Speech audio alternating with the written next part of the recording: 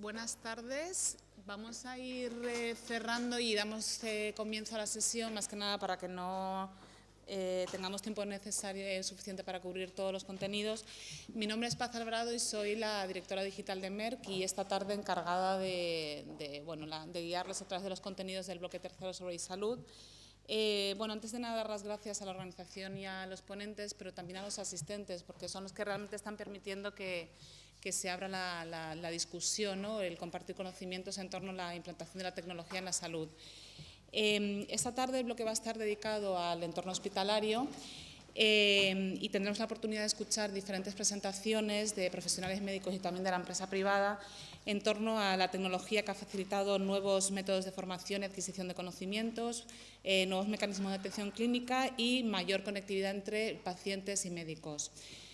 Asimismo, tendremos una mesa de debate. La idea que hemos planteado al debate es que seáis vosotros los que planteéis las preguntas, así que nos gustaría una participación muy activa, pero no solo que planteéis preguntas, sino que también compartáis con nosotros vuestra opinión y vuestra visión.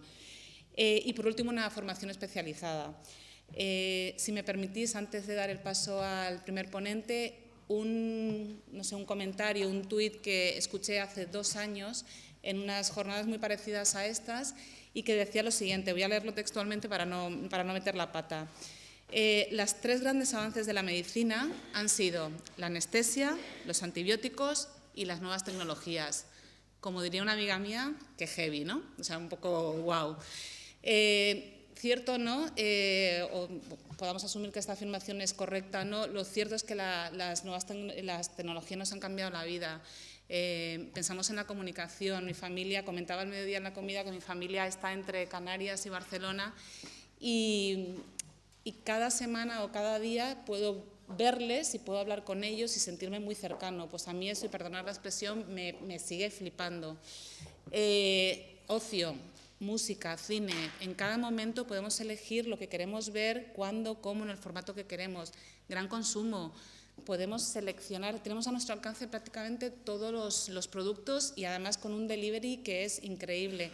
Y a golpe de un clic, prácticamente todo tipo de servicios, desde, yo anoche que pedí comida a domicilio, esta mañana he cogido un taxi, he hecho una transacción, es decir, que a golpe de un clic prácticamente lo hacemos todo. Entonces, yo creo que la tecnología está aquí, yo creo que estamos preparados y ahora que tenemos que ver un poco es cómo lo enfocamos en el mundo de la salud, porque hay algo que se comentó esta mañana y que comparto, ¿no? A pesar de ser un perfil, entre comillas, digital, y es que la tecnología no cura, pero debe ser una herramienta. Nada más, voy a dar paso al primer ponente, el doctor Javier González de Dios, jefe del Servicio de Pediatría del Hospital Universitario de Alicante. Demos la bienvenida, muchas gracias.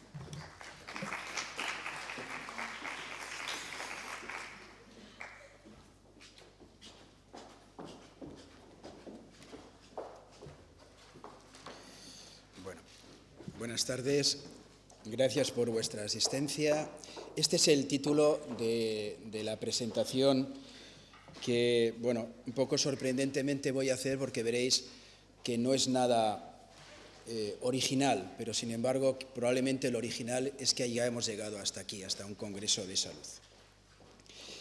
Nada mejor que presentaros nuestro logotipo y nuestra mascota y esta frase que probablemente marcó algo de nuestros inicios, de Henry Ford. Llegar juntos es el principio, mantenerse juntos es el progreso, trabajar juntos es el éxito. Probablemente es un éxito que nosotros, por algo tan sencillo como lo que voy a contar, estemos aquí. Y simplemente es el camino al hospital líquido, porque hay muchos hospitales pétreos y algunos gaseosos e invisibles. Mi hospital era gaseoso e invisible cuando yo llegué hace 18 meses, aunque llevaba 24 años trabajando en distintos hospitales del Hospital de Alicante. El Hospital General Universitario de Alicante es el segundo en importancia de la Comunidad Valenciana después del Hospital La Fe. Y simplemente lo que pretendimos es, utilizando los recursos del 1.0, 2.0 y 3.0, pasar lógicamente de la información estática a la formación dinámica.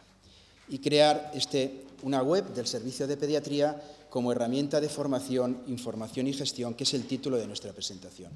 El objetivo que nos marcamos en aquel momento era crear esa web para lógicamente, trabajar entre todos los profesionales de la salud del Departamento de Pediatría de Alicante Hospital General, que cubre 300.000 habitantes, y somos el servicio médico más grande de la provincia de Alicante, cuarta en población de España, con aproximadamente 400 sanitarios dedicados a la pediatría en nuestro hospital. Y lo secundario, lógicamente, permitir la comunicación, permitir y facilitar la difusión en estas 5 áreas: asistencia, docencia, investigación, calidad y gestión, promover la colaboración entre hospitales y centros de salud y entre todos, enfermeros, médicos y demás profesionales sanitarios, y avanzar a ese concepto de H2O, hospital líquido.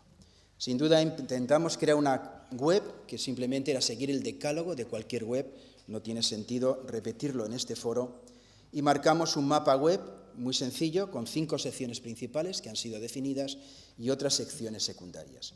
Y marcamos este dibujo en un papel, y esta idea se creó en noviembre del 2014, 2 meses después de que yo entrara como jefe de servicio. Medio año después, en abril de 2015, es decir, mañana y con vosotros hacemos un año de esta web del Servicio de Pediatría, que por alguna característica, cuando vosotros ya escribís en Google el Servicio de Pediatría, sin otra determinación, la primera que aparece en el mundo, curiosamente, es esta, y quizás esa sea una fórmula de por qué esta herramienta ha sido válida, y probablemente esto, de forma humilde, podemos decir que ha sido una fórmula de éxito, que nosotros la marcamos en esta frase: 5 Cs y 4 Hs, que es como muchas cosas las hacemos en el servicio de pediatría, a la que hemos sumado más 2.0. ¿Cómo creamos la web? Simplemente con las 5 Cs: conciencia, con calidad, con color y con calor, y además intentamos hacerlo bien, hacerlo mejor, hacerlo juntos y hacerlo. Y lo hicimos aprovechando los 4 recursos que conocemos del 2.0, comunicación, difusión, colaboración y multimedia en la web. Sin duda, bien conocidos porque vivimos con este mundo de logotipos, de comunicación, de difusión, de colaboración y de multimedia en la web. Todo eso lo aplicamos, lógicamente, utilizando benchmarking y otros que ya lo habían hecho a nuestra web. Vamos a pasar brevemente a lo que contiene simplemente. A nivel de asistencia, cada uno está marcado por una miga de pan y colores, asistencias en verde. Tiene 6 partes y, lógicamente, en atención especializada nosotros lo que marcamos como un servicio terciario son las 14 secciones del servicio de pediatría, desde neonatología a oncología, desde UCI pediátrica a cuidados paliativos. Pues, lógicamente, esas secciones que son las habituales que cualquier usuario debe conocer dónde están. Así se constituye el servicio con 4 grupos fundamentales: pediatría, neonatología, oncología y urgencias pediátricas, con el transporte neonatal y pediátrico, las especialidades pediátricas y la unidad de hospitalización a domicilio y cuidados paliativos. En total, para un conjunto de 40 adjuntos en el hospital, 55 en atención primaria, 20 residentes en formación y un total de 400 sanitarios, como os he comentado anteriormente. En atención primaria definimos claramente los mismos apartados para los 11 centros de salud y 6 consultorios auxiliares, porque el trabajo es común. Sin duda, hacemos una especial referencia a nuestras unidades de referencia provincial, tanto las 3 médicas como las 3 quirúrgicas, y un apartado fundamental es el de enfermería. En enfermería, además, dividimos cada uno de los apartados que ellos desprenden de esta web en las 4 partes que hemos visto que hemos dividido fundamentalmente nuestro trabajo en el servicio de pediatría. Curiosamente, la web de enfermería de nuestro hospital, Cuidados 2.0, es de las más importantes en enfermería en España, pero también tiene una cierta invisibilidad, que ese es un gran problema, cuando tienes un recurso y no es visible. Colgamos las sesiones de enfermería de nuestras compañeras y, sin duda, los documentos que ellos elaboran, que son documentos especialmente marcados para el usuario externo, para el paciente y su familia. Todo esto, lógicamente, es visible para todo el mundo. También tenemos visibles para todo el mundo los documentos esenciales de nuestra cartera de servicio a la guía farmacoterapéutica, de los protocolos de contención al plan de catástrofes, etc. Y, lógicamente, estos documentos tienen siempre un formato estándar donde viene la fecha de aprobación, la fecha de implementación y, lógicamente, la fecha prevista de revisión de cada documento, visible para todo el mundo. Algo muy importante en asistencia, y para terminar, son los protocolos clínico-asistenciales, que intentan ser diferenciales de cualquier libro de protocolos, sino que sean propios de nosotros, divididos en las 15 secciones, son las 14 que tenemos, más un apartado de otros, y con un formato homogéneo. De momento se han volcado 29 protocolos y esto tiene la característica de que, además de la fecha de elaboración, de implementación, de revisión, tiene lógicamente el nivel de aplicación, si lo tiene que saber el R1, el R2, el R3 o el R4 durante su formación. Pasando al apartado de docencia, son estos los 5 apartados que trabajamos y que volcamos la documentación. En el apartado de pregrado y universitario, como veis, estos son los documentos. Uno fundamental es la bienvenida de estudiantes. Cuando un estudiante llega, lógicamente, y pasa nuestro rotatorio de R0, que son las 3 semanas que pasan con nosotros, recibe esa misma mañana el documento de bienvenida, porque tiene que conocer en el mismo día cómo es el Departamento de Salud, el Servicio de Pediatría, las especialidades, el código ético, la misión y visión y valores del servicio donde va a trabajar. Y sin duda tiene su portfolio de estudiantes, donde vienen, lógicamente, todo el currículum que él tiene que aprender durante las 3 semanas de rotatorio con nosotros. Pero además, en su examen final, todas las sesiones de estudiantes clasificadas por curso académico están y forman parte de ello. Algo parecido ocurre con el posgrado IMIR. Cuando llega un residente de pediatría, evidentemente recibe su documento de bienvenida, pero también los residentes de pediatría de otros hospitales que rotan en nuestro hospital de referencia o también otros residentes de otras especialidades que rotan con nosotros. El libro del residente, curiosamente, cuando yo entré a formar parte de este equipo, el único documento de 60 años de historia de este hospital, el único documento escrito era el libro del residente. No había nada escrito. Por eso digo que probablemente muchos hospitales son gaseosos, porque no tienen nada donde fundamentarse. Este libro del residente había sido escrito hace 2 años antes. Es un libro muy interesante con 100 páginas donde el residente sabe todo lo que debe hacer en su momento. Colgamos todas las sesiones de residentes, lógicamente clasificadas en las 15 secciones, neonatología, cardiología, endocrinología, etc. De momento hay volcadas en el año pasado 92 sesiones, y la formación continuada que realizamos cada día, desde sesiones de adjuntos, cursos y talleres organizados durante el año pasado, y lógicamente algo muy importante, que es el trabajo como departamento de pediatría. Durante 2 horas al mes se cierran todos los centros de salud, el segundo miércoles de mes, para una reunión conjunta de los 115 pediatras, donde se hacen algoritmos de derivación y protocolos conjuntos. De momento, como han pasado 18 meses, ha habido 18 sesiones y toda la documentación está expresa. Algo muy importante para nosotros, que está entrando a formar parte este año 2016, es el aula de formación. Es decir, que de pronto el Hospital de Alicante, que es un hospital evidentemente importante, aunque no se lo creía, se hagan organización de cursos, talleres y reuniones y congresos a nivel comunitario y a nivel nacional. Y la primera respuesta, lógicamente, a través de este aula de formación del Servicio de Pediatría, llega en breve, que es el primer curso nacional de oftalmología pediátrica que realizaremos dentro de un mes y que algunos compañeros ya han recibido la información. Bueno, algo muy importante y que quiero deciros que ha sido la fusión de 2 consellerías, la de Educación y la de Sanidad, es la unidad pedagógica hospitalaria. Es contar dentro del equipo con las 2 profesoras que tienen el aula hospitalaria dentro del hospital. Bueno, y sobre todo con un proyecto común que hemos llamado La cultura y el deporte se ponen la bata y el fonendo. Daros cuenta que hay un documento de trabajo conjunto donde pasar de las ideas a proyectos significativos, es decir, donde Consellería de Educación y Consellería de Sanidad se ponen a trabajar juntos por los niños hospitalizados. Curiosamente, ese proyecto de la cultura y el deporte se ponen la bata y el fonendo ha realizado más de 50 actividades en el año pasado, desde la inauguración de la Volvo Ocean Race con los niños del hospital en el Alicante, hasta el programa Art Attack de Antena 3, a un proyecto de I+D+I con el Museo de la Muñeca de Onil, lógicamente a la participación de la joven orquesta de la provincia de Alicante y muchísimas más actividades. Pasando al apartado de investigación, color amarillo, tenemos esta serie de secciones y la primera sin duda es el programa de investigación para MIR. Hemos completado 2. Uno es el de los 25 capítulos de fuentes de información bibliográfica y el otro los 35 capítulos de comunicación científica. Asimismo, volcamos las comunicaciones científicas del Servicio de Pediatría, lógicamente, entre congresos nacionales e internacionales. De momento hay volcado 106 y 23, respectivamente, porque se vuelcan de los últimos 5 años solamente, que es la semivida de los conocimientos científicos, tanto en congresos nacionales como en congresos internacionales. Igualmente, las publicaciones científicas, ordenadas por año de publicación y con PDF y formato libre, de momento casi 200 artículos, tanto en revistas internacionales como en revistas nacionales. Los grupos y líneas de investigación se están abriendo varias. El más lógico era el abrir de pediatría y farmacología, entre otras cosas porque nuestro departamento en la Universidad Miguel Hernández se llama así, Departamento de Farmacología y Pediatría.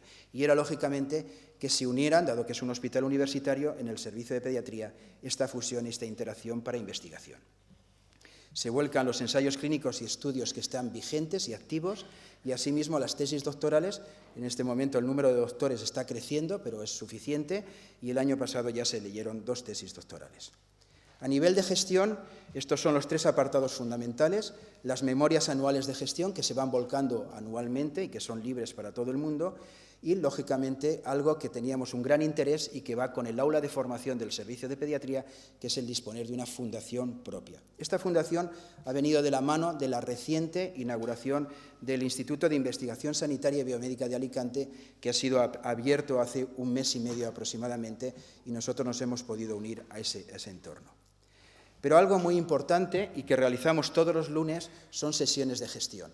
Esto al principio el equipo no lo entendía, pero después de 60 sesiones de gestión durante 1 año y medio, hemos podido ver que estas sesiones de gestión son muy importantes. Y hacemos sesiones de gestión para la calidad científico-técnica, que es la que preocupa, lógicamente, al profesional sanitario, la relacional percibida, que es la que preocupa sobre todo al usuario externo, paciente, y, lógicamente, la organizativa-económica, que es la que preocupa sobre todo a nuestros gestores. Por ejemplo, algunas sesiones de calidad científico-técnica son, lógicamente, demostrar ante todo el equipo lo que habíamos hecho entre todos en los 100 primeros días del servicio de pediatría. También hablar de la pediatría del siglo XXI o de los retos del servicio de pediatría para el año 2016. A nivel de calidad relacional percibida, hacer un puro benchmarking de cuál era el top 10 de hospitales pediátricos en España y en Estados Unidos y saber por qué era y por qué debíamos parecernos. Sin duda, proyectos como Liderar con Corazón o el liderazgo tutor residente a nivel de docencia. Y algo más arduo, pero que hay que hablar de ellos, en calidad organizativa económica, los estudios de costes o unidades relativas de valor, entre otros muchos temas. Pasando a calidad, la calidad se dividió aproximadamente en los 3 temas que anteriormente he definido, y hemos hablado y hay volcado muchos documentos que son esenciales. Sin duda, las funciones de los profesionales, lógicamente, cuáles son las funciones definidas desde el jefe de servicio hasta los estudiantes que constituyen el equipo, el organigrama de nuestro servicio, que debe ser conocido por todos y también para los usuarios externos. Algo muy importante en el siglo XXI, las unidades de gestión de riesgo, que se crearon desde el principio, lógicamente con responsables en cada una de las 4 áreas. Con innovación hemos abierto 3 áreas que creíamos que eran interesantes: la constitución de la unidad de enfermedades raras con 40 profesionales de 23 especialidades dentro del hospital, el proyecto integral de trastorno del espectro autista con 5 especialidades integradas, o la maternidad centrada en la familia, que todo el mundo conoce la neonatología centrada en la familia, pero la maternidad centrada en la familia es algo que a veces no olvidábamos. Sin duda, el entorno de medicina basada en la evidencia, pero algo que creo que es fundamental, transformar la medicina basada en la evidencia en evidencia basada en la medicina, porque todo esto que estamos presentando, lógicamente, se puede ver en tablets o ordenadores, pero sobre todo es para utilizarlo en smartphone, es decir, para aplicarlo a pie de cama y a pie de paciente. El primer documento que elaboramos de todos estos que ahora mismo estamos comentando fue el Código Ético del propio Servicio de Pediatría, así como la misión y visión y valores del Servicio de Pediatría. Cuando yo el equipo intenté hablar con ellos, me dijeron que fuera menos a misa, porque en un servicio de pediatría no se consideraba que trabajen con misión, visión y valores. No es broma, me dijeron que fuera menos a misa. Bien, proyectos de humanización es fundamental en el siglo XXI y en un servicio médico. Al menos tenemos abiertos 5. Lógicamente, todo el proyecto de hacer hospitales de niños para niños. Daros cuenta que en España probablemente solo queden 2 hospitales pediátricos, San Joan de Déu en Barcelona y el Niño Jesús en Madrid. Los demás somos plantas dentro de un hospital general, donde no está preparado, con lo cual aquí trabajamos la arte-terapia, programas de acogida para los niños que ingresan, humanización de la pediatría por medio del cine, mañana hablaremos algo, el proyecto Payasos Hospital y, sin duda, algo que nos tiene muy ilusionado, que es el premio Hospital Optimista, al que dentro de un mes se votará y, lógicamente, si lo conseguimos o no, el premio ya lo tenemos porque, lógicamente, hemos abierto este camino. También proyectos de hospital solidario, al menos contar con los proyectos por la suerte de contar con la doctora María Tasso, que es la coordinadora en la Comunidad Valenciana de Fundación Vicente Ferrer, ella es oncóloga pediatra del equipo, pues lógicamente nuestros proyectos en Annapurna, también con el Rotary Club y el Grupo Juvenil Rotaract de Alicante y, lógicamente, con Fundación Aladina, que es una fundación, como conocéis, que trabaja por y para el cáncer infantil. Asimismo, toda la información para padres, familias y sociedad, que la mayoría está elaborada, con lo cual simplemente era enlazar los muy buenos enlaces que existen dentro de la pediatría para padres y familias. Pero además teníamos enlaces de interés. Lógicamente, como es una herramienta para smartphone, tenemos lógicamente volcadas las principales sociedades científicas de pediatría nacional e internacional. Tenemos volcado a los principales comités pediátricos, desde el Comité Asesor de Vacunas, al de Nutrición, al de Pediatría basada en la evidencia, al de Bioética. Tenemos volcado las principales revistas científicas en abierto, tanto nacionales como internacionales. Y tenemos otros recursos, desde la plataforma de formación continua que tengo el honor de dirigir, a los protocolos de la Asociación Española de Pediatría, a Pediamecum, a la web de lactancia materna, etc. Bien, pero además tenemos sala de prensa, porque somos ahora mismo el servicio médico dentro del hospital, y el Hospital General de Alicante es la máxima empresa de la provincia de Alicante, con 2.000 trabajadores, que da mejores noticias y más buenas noticias, porque las malas vienen solas, pero las buenas además no llegan y se olvidan, con lo cual tenemos nuestras noticias de prensa, nuestros vídeos y otros. En noticias de prensa, hasta la fecha, en el último año, hemos generado 62 noticias de prensa, que todas están volcadas por fecha de publicación y al PDF o a la URL correspondiente, porque si no, cosas tan bonitas como estas se olvidan. Pero además hemos volcado ya 32 vídeos generados durante el último año, vídeos de actividades. Pero fijaros que un vídeo que publicamos, eso hace ya más de 3 años, que se llama Nuestros prematuros mucho más que estrellas de cine, tiene ahora mismo y dura 12 minutos, fijaros lo que es un vídeo que dure 12 minutos en YouTube, no lo ve nadie, tiene 60.000 descargas, solo nos supera Jennifer López. Con lo cual, 60.000 descargas indica que al Hospital de Alicante, que era invisible, ya se le conoce como el Hospital del Vídeo. Por lo tanto, este es el poder, el buen poder del por qué y para qué de las redes sociales.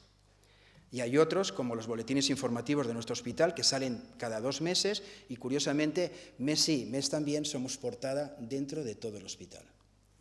Con lo cual, esto es, y aquí termino, el servicio de pediatría se ha pensado como una pediatría basada en pruebas más una pediatría basada en valores. Pero además se ha volcado entre el debería, que es lo ideal, y el debe, que es la realidad. Y nada menos y nada mejor que este amanecer en el Postigué de Alicante para pasar del debería al debe. Porque este es el valor de sumar en las redes sociales y el valor del trabajo en equipo. Porque la web suma. Como os dije, yo entré con un documento escrito. Ahora mismo, y esto no es mentira, el número es de 1001, como las 1001 noches. Porque además están contados ayer y este es el número de documentos volcados en cada una de las secciones, libres para todo el mundo. Quizás por eso, y sin hacer posicionamiento SEO, por eso el servicio de pediatría del Hospital General Universitario de Alicante, cuando uno pone servicio de pediatría sin poner Alicante, aparece el primero, simplemente porque hemos inaugurado un jardín y lo regamos cada día. Termino con 3 frases, una es de un filósofo. El cometido no es tanto ver lo que nadie ha visto todavía, sino pensar lo que nadie ha pensado, pero todo el mundo ve. El segundo es de un mass media. Las empresas que entienden el social media son las que dicen con su mensaje, te veo, te escucho y me importas. Y ese mensaje es a los usuarios externos. Y el tercero es de un entrenador de béisbol. Son 3 las cosas que le diría a un equipo para ayudarlo a mantenerse unido. Cuando algo resulta mal, yo lo hice. Cuando algo resulta más o menos bien, nosotros lo hicimos. Cuando algo resulta realmente bien, ustedes lo hicieron. Y este trabajo lo han hecho todo mi equipo del servicio de pediatría, que hoy, mañana y pasado seguirán haciendo guardias y haciendo la atención mientras yo tengo la fortuna de presentaros esto.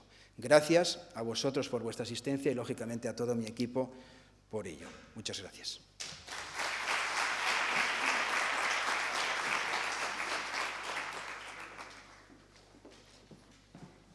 Seguimos con la ronda de presentaciones. Le toca el turno a la doctora Isolina Riaño Galán, pediatra en el Hospital de San Agustín Avilés.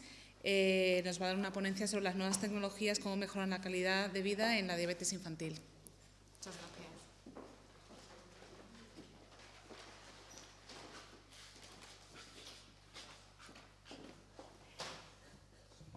Muchas gracias a los organizadores por invitarme a participar en estas terceras jornadas.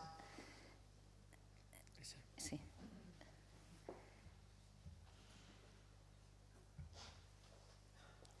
Donde, bueno, voy a presentar cómo las nuevas tecnologías mejoran la calidad de vida en la diabetes infantil.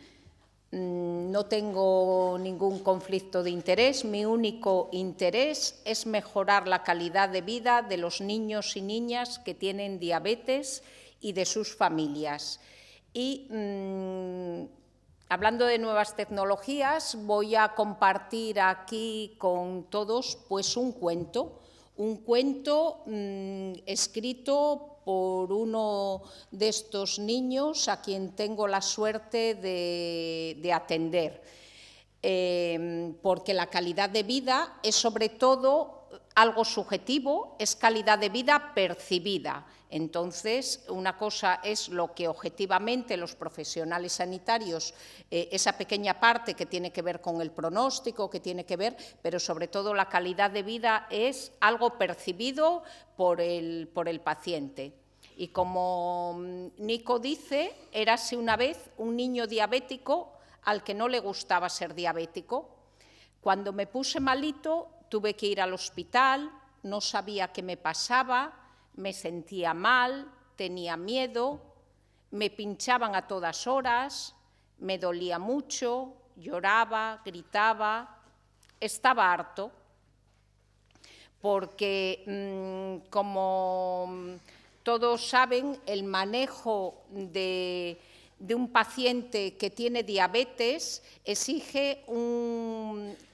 algo complejo realmente, porque hay que ajustar el tratamiento con insulina, que tiene que ser administrada de forma pinchada, hay que ajustar la alimentación, hay que tener en cuenta la actividad física, también es importante el soporte emocional y todo ello tiene que conducir a un autocontrol. Bien.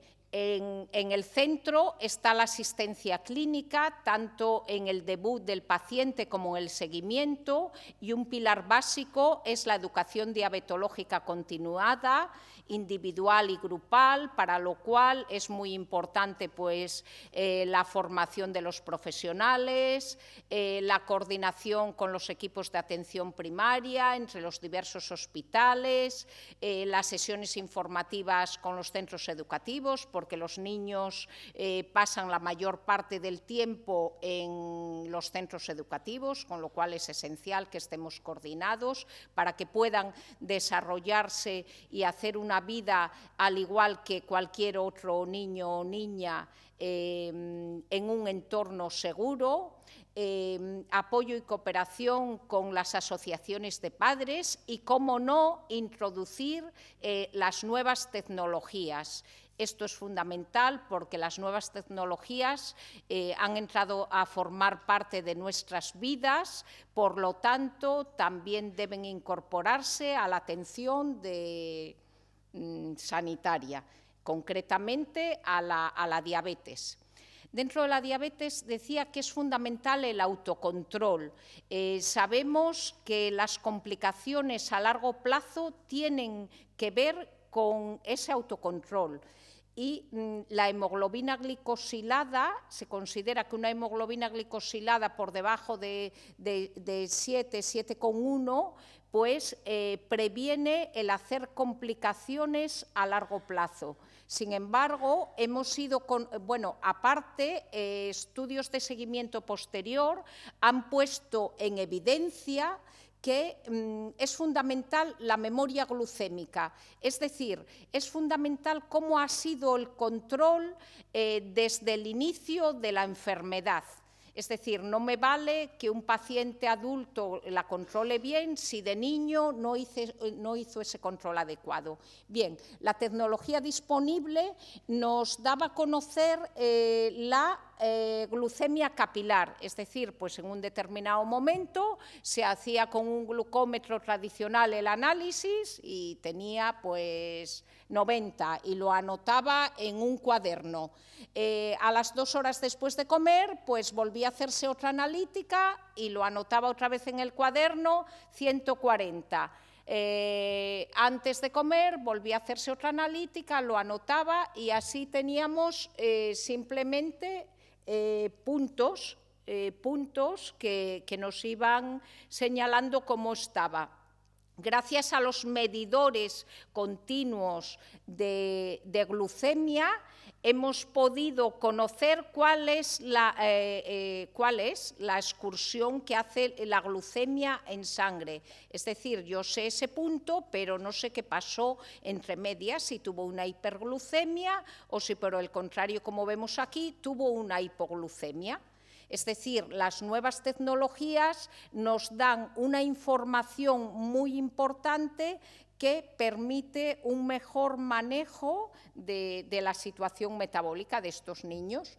Y además, esa tecnología se puede aplicar también al otro pilar básico del manejo, que es la administración de la insulina. Con las bombas de insulina podemos administrar de una forma continua, es decir, no con inyecciones puntuales, sino que de una forma continua la insulina, tratando de mimetizar lo que haría el páncreas. No es exacto porque tenemos que darle información para saber cuánta insulina tiene que administrar, pero ya se va pareciendo mucho. Y además, el último avance, bueno, pues es el sistema integrado que combina un sensor, un monitor de glucosa, un monitor de glucemia continuo, que manda una señal a la bomba de tal modo que se para antes de que llegue a la hipoglucemia, es decir, con diversos algoritmos predice según la caída de esa glucemia que si se deja va a caer y va a hacer una hipoglucemia. Entonces se para la bomba, se para la administración de insulina hasta que ya alcanza un nivel que se vuelve a poner a funcionar cuando ya se evitó esa hipoglucemia. Bien, pues los niños y niñas con diabetes, pues en Asturias, en el año 2015, en el Hospital San Agustín de Avilés, hemos puesto 8 bombas, de las cuales 4 tienen este sistema integrado.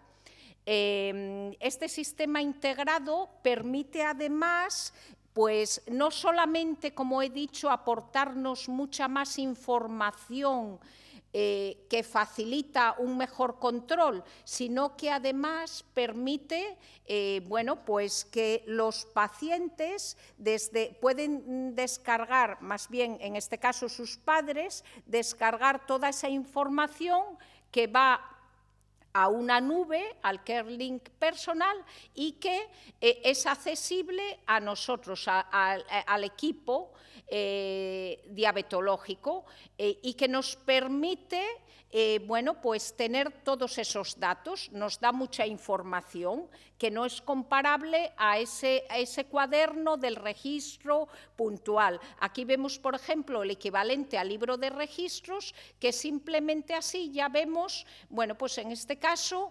este paciente no tuvo ninguna hipoglucemia y vemos en amarillo las hiperglucemias que tuvo, que además vemos que casi todas se sitúan al amanecer. Entonces eso ya nos da una idea para la toma de decisiones, para un cambio bueno, pues en la programación de la bomba.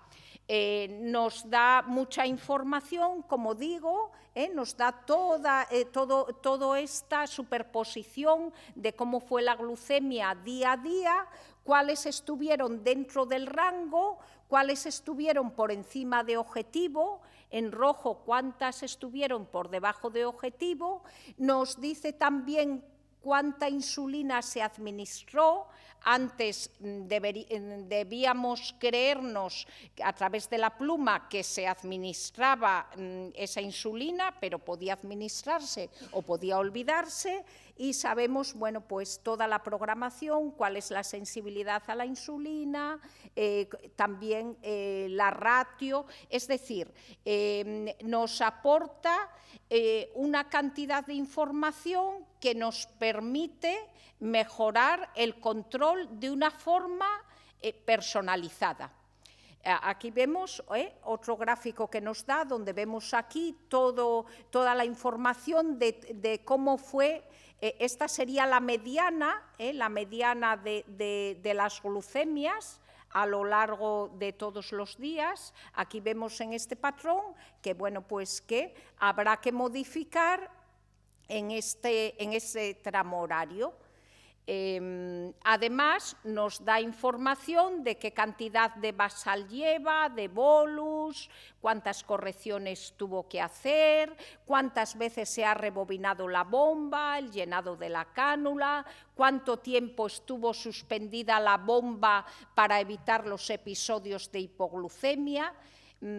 Es decir, aparece todo reflejado. Además, analiza todos esos eventos que se han producido, con qué se relacionan, si con después de la comida, si por un cambio rápido, por un descenso rápido de la glucemia, o si ha sido una hiperglucemia que se ha sobrecorregido la que ha llevado a esa hipoglucemia. Es decir, en definitiva, el paciente como centro de la atención, porque el objetivo final de todo esto es la mejora de la atención a los pacientes y a sus familias, y para ello es indispensable sensibilizar a la sociedad. Es básica la educación diabetológica, con el acceso a las nuevas tecnologías ya disponibles, y todo ello desde un trabajo en equipo, en red, multi e interdisciplinar. Y poniendo el acento, no solamente es muy importante lograr pacientes expertos, que sin duda con el llamado empoderamiento o capacitación de las nuevas tecnologías se puede conseguir, pero eso solamente, si nos quedamos en eso, eso no es suficiente. Tenemos que pasar al compromiso, que implica la apropiación no solamente de lo tecnológico, sino del ámbito de lo social, es decir, desde la educación, la e-health, que estamos aquí, el trabajo en red, todo eso es fundamental para, como acaba de decir mi compañero y amigo, el doctor Javier González de Dios, pues liderar con corazón, desde la evidencia más los valores que hay que incorporar siempre en nuestra práctica. Y continuamos con el cuento de Nico. Una vez que se le puso la bomba, dice: al principio pensaba que iba a explotar y tenía miedo, pero ahora estoy muy contento porque ya no me tengo que pinchar. El cambio supone de ponerse pues, un mínimo de 5 inyecciones de insulina todos los días, a pincharse, cambiarse el catéter cada 3 días, es decir, de 1 a 15 pinchazos.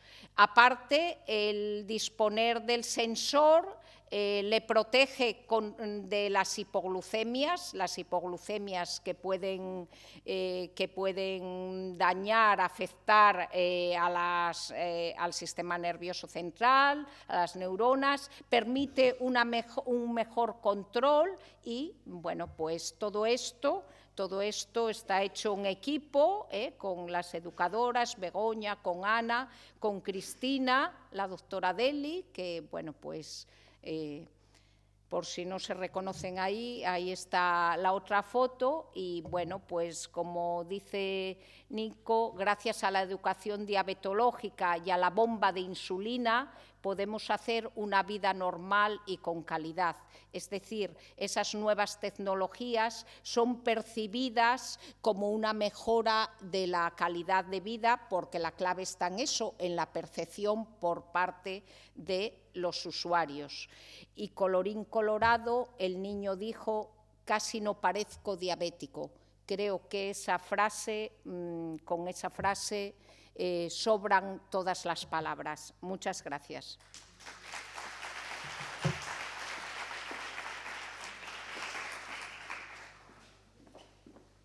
Para terminar esta primera ronda de presentaciones tenemos a Cristina Abado, gerente de Market Access de Merck, con eSalud en esclerosis múltiple.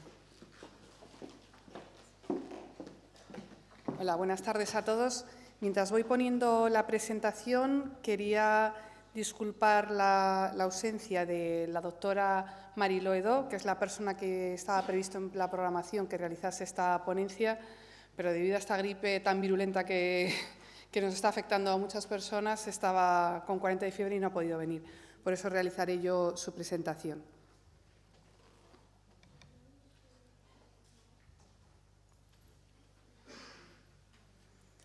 El objetivo de la presentación que habíamos trabajado hoy, veo que hay cosas que por el formato me parece que se van a ver distorsionadas, entonces no me salta ninguna letra, os lo prometo, pero veo que el formato se nos va a escapar. Es ver la eSalud, la experiencia que hay en esclerosis múltiple. Vale, y aquí la Advanced, ¿dónde está? Aquí. A ver si. Aquí. Un poquito para centrar la patología, la esclerosis múltiple es la segunda causa de discapacidad neurológica en adultos jóvenes. Son personas que están entre 20 y 40 años, es decir, gente muy joven, gente tecnológicamente al día, con expertos que demandan información, y mayoritariamente son mujeres. Aquí os he puesto el testimonio, la imagen de una paciente, podéis consultarlo en Internet para que podáis ver el testimonio suyo. En España hay aproximadamente 46.000 personas que conviven con esta patología. ¿Cómo se trata la esclerosis múltiple? Hay diferentes fármacos, no vamos a entrar en el detalle de ellos, y hay también diferentes sistemas de administración. Algunos son vía oral, otros son inyectables, y también hay dispositivos electrónicos, que es uno de los motivos para poder estar en este foro y compartirlo con vosotros. Pero lo más importante de todo, los medicamentos no son efectivos si no se administran. Y para ello, el seguimiento de la adherencia es crucial.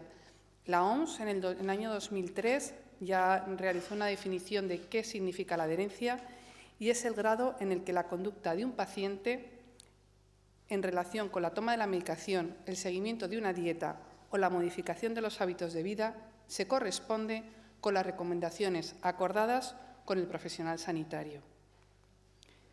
Hay un 50% de pacientes con enfermedades crónicas que no cumplen el tratamiento en los países desarrollados. Yo creo que es un dato absolutamente alarmante. No estamos hablando de un porcentaje para nada que nos debe dejar inherentes a este tema. Si bajamos a los datos de Europa, vemos que hay un 31% de pacientes que no retira la medicación que se le pauta. Hay un 49% de pacientes que olvida tomar su medicación. Y en torno al 30% de los pacientes dejan de tomar la medicación una vez que inician el tratamiento. Y en torno al 25% se administran una dosis inferior a la pautada. Y todo esto tiene unos efectos muy importantes dentro de los costes que luego iremos viendo a posteriori. La falta de adherencia en España en media es aproximadamente de un 57%. Y si bajamos a esclerosis múltiple nos encontramos que estamos alrededor de un 62%. Es decir, nos estamos moviendo en unas cifras que son altamente significativas. ¿Qué consecuencia tiene la no adherencia, la falta de administración de los fármacos? Tiene consecuencias muy graves. En Estados Unidos, entre un 33 y un 69% de los ingresos hospitalarios son debidos a la falta de adherencia, a la baja adherencia a los tratamientos instaurados. Entre todos tenemos que tomar conciencia y trabajar para que esto se mejore. Los pacientes que son adherentes tienen menos recaídas, menos visitas a urgencias, menos hospitalizaciones y esto redunda en un menor coste. Aquí tenéis los datos de Estados Unidos que se han publicado, pasan de $3.380 a 4.348, la diferencia es importante y veréis cómo a nivel de Estados Unidos son $100 billones al año, lo que supone la mala adherencia a los tratamientos. Es un volumen muy, muy significativo y que esos recursos deberíamos gestionarlos entre todos de una manera más eficiente. Si bajamos al nivel de Europa o al nivel de España, en España estamos en torno a los 11 millones de euros, que es lo que se ha cuantificado, tiene el impacto de la no adherencia. ¿Esto qué implica? Implica la disminución en los resultados en salud. Ya no solo es impacto económico, sino también impacto en los resultados en salud. Creo que estaremos todos de acuerdo que tenemos trabajo por hacer. Y el trabajo, pues una de las recomendaciones que también hace la OMS es que la adherencia terapéutica puede tener un impacto mucho más grande que cualquier avance en una terapia. Todo influye y todo ayuda. Y la e-salud, la e-health, nos ayuda. Es una herramienta que nos facilita poder mejorar esos parámetros de adherencia.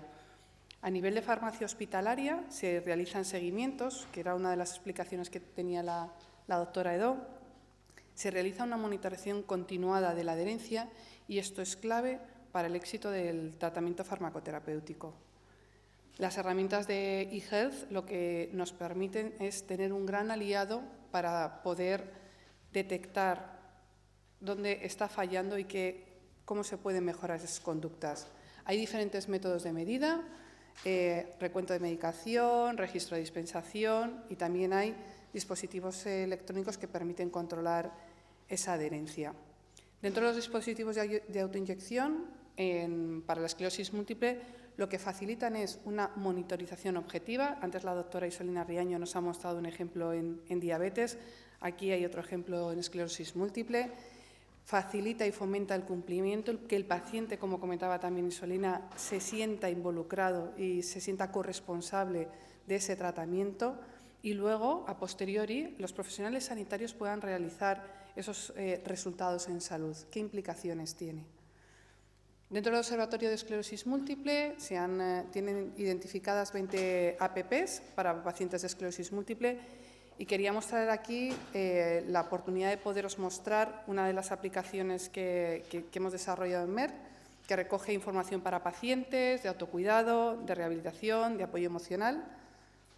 Y aquí es donde nosotros entramos, como compañía privada, donde podemos ayudar, donde podemos ser un partner para todos los profesionales sanitarios, porque para eso estamos, para que entre todos viajemos juntos y hagamos que el sistema sea sostenible. La app que nosotros hemos desarrollado se llama Con la M y, si me permitís, voy a mostraros un pequeño y rápido vídeo para que os podáis hacer una idea.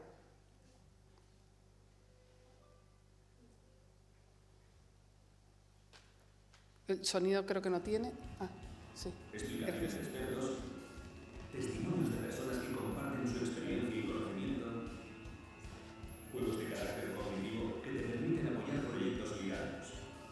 Un lugar personalizado donde poder compartir tus experiencias, entretenerte y resolver dudas e inquietudes. Con la AE, una aplicación para todos conviviendo contigo.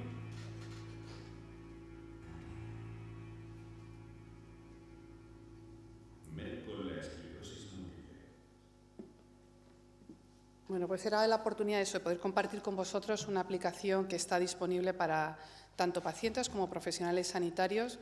Es gratuita, podéis descargárosla y esto facilita la comunicación y el acceso y la facilidad en esta patología.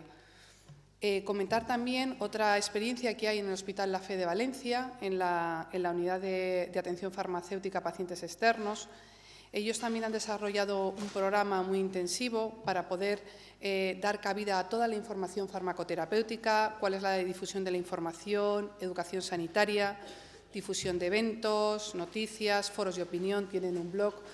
Esto es un poquito el proyecto en la línea de los que se han comentado también anteriormente, y es la importancia de que esté actualizado, como bien comentabas antes también, doctor González, el que se tiene que alimentar el día a día, y todos somos responsables de que esto esté vivo, que hay que regarlo entre todos.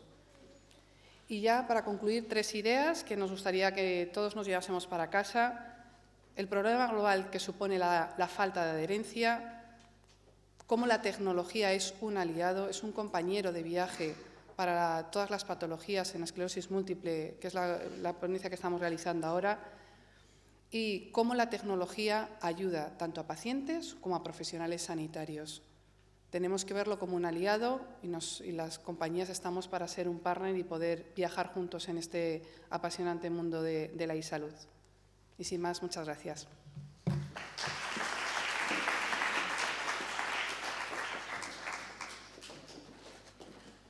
Increíble, pero vamos, un minuto, hemos ganado un minuto. Entonces vamos a dar paso, nuestra siguiente parada ahora es el debate. ¿Sí? Para arrancar voy a hacer presentación de las personas que van a participar en el debate. 3 de los ponentes ya los conocen porque acaban de presentar y otros 3 serán los que presenten más tarde, después de la parada del café.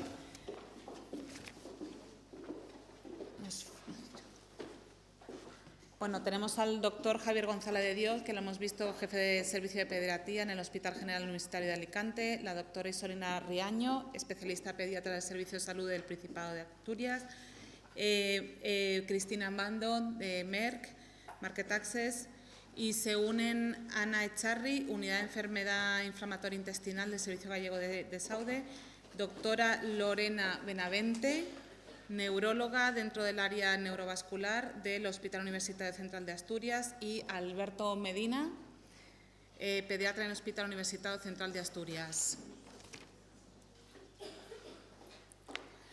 ¿Hay alguna pregunta para los 3 primeros ponentes sobre las presentaciones?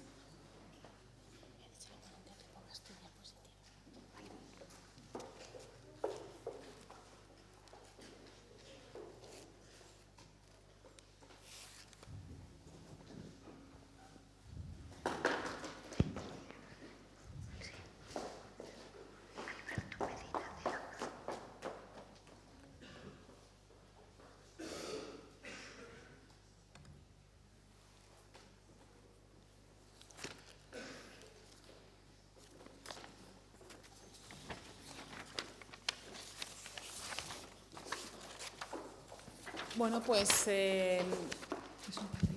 si les parece arranco con alguna de las preguntas que habíamos preparado, pero como os decía al principio, les invitamos a participar no solo con preguntas, sino también con opiniones, ¿no? Un poco retomando la reflexión inicial que hacíamos sobre el impacto de las nuevas tecnologías en el entorno hospitalario y la evolución que dicha tecnología nos va a permitir. Me gustaría arrancar con la siguiente pregunta. Vamos a ir un poco en ronda, todos contestando. Es ¿en qué fase se encuentra la implantación del concepto de e-health en el entorno hospitalario? Empezando con el doctor Javier. Pues muy mal. Muy mal, en una situación realmente lamentable. Hace poco, en una semana y media antes de venir aquí, comentaba algo que es la e-health más básica, que son las historias clínicas electrónicas. La situación de la historia clínica electrónica en España es para ir al psiquiatra o a algún lugar especial, porque no se puede entender que cada comunidad autónoma tenga una historia clínica electrónica, que dentro de la misma comunidad autónoma haya distintas historias clínicas electrónicas, que dentro de un mismo departamento de salud haya una historia clínica electrónica para hospitales y otra para atención primaria, que se pueden consultar pero no comunican datos, con lo cual cuando uno está en un congreso como este, viendo los avances y hablando incluso de Big Data, uno no puede por menos que sonreírse cuando vuelva el lunes a trabajar. ¿Isolina? Sí, bueno, yo diría en la misma línea que tenemos mucho que mejorar. Tenemos mucho que mejorar y avanzar. Y En el sentido que comentaba Javier, aquí en Asturias sí tenemos la historia clínica electrónica, pero no está unificada. Sí puede consultarse, pero realmente la forma de comunicarte con un profesional de la salud de otro hospital o de primaria, lo más fácil y sencillo, y claro que no debería ser, es a través del WhatsApp personal. Entonces, claro, eso ya da una idea de que tenemos que avanzar. La visión que yo puedo aportar desde la parte de las compañías farmacéuticas, yo creo que hemos empezado a andar, pero nos queda un largo camino por recorrer y tenemos que andarlo juntos. Es un camino que no podemos andar las compañías solas, tenemos que andarlo de la mano, tenemos que escuchar cuáles son las necesidades que todos los profesionales sanitarios, los pacientes, nosotros no podemos tener contacto con los pacientes, pero podemos facilitaros herramientas que os puedan ayudar en vuestras relaciones y comunicación con ellos, y ese es el objetivo de poder andar juntos y de la mano en este camino, que estoy de acuerdo que nos queda todavía mucho por recorrer y nos gustaría seguir avanzando. Pues yo un poco ahondar en lo mismo, ¿no? En Galicia quizás somos una de las comunidades más innovadoras en ese tema. Y sí que hay historia integrada para todos los hospitales de todas las provincias, con primaria. Podemos consultar, se empieza a poder consultar algo de otra comunidad. Se está haciendo, se está abriendo al paciente la posibilidad de entrar en eSalud, que es una plataforma nacional de la comunidad, que ahí sí que es pionera, porque claro, estamos viendo aplicaciones, historias, que si cada aplicación es para un médico solo o para un grupo de pacientes y no hay una integración de todas las unidades, de todos los médicos trabajando con lo mismo, hay creo que 15.000 aplicaciones salen y se van, no tiene sentido. Tienen que estar integradas en la historia clínica, todos esos datos no se pueden perder, tiene que ser unos datos que son de los pacientes, controlado por su sistema de salud. Yo quiero ser positiva porque es un mundo que me gusta y sé que hay inquietudes en las comunidades, en los sistemas sanitarios para hacerlo, pero falta mucho por recorrer, claro.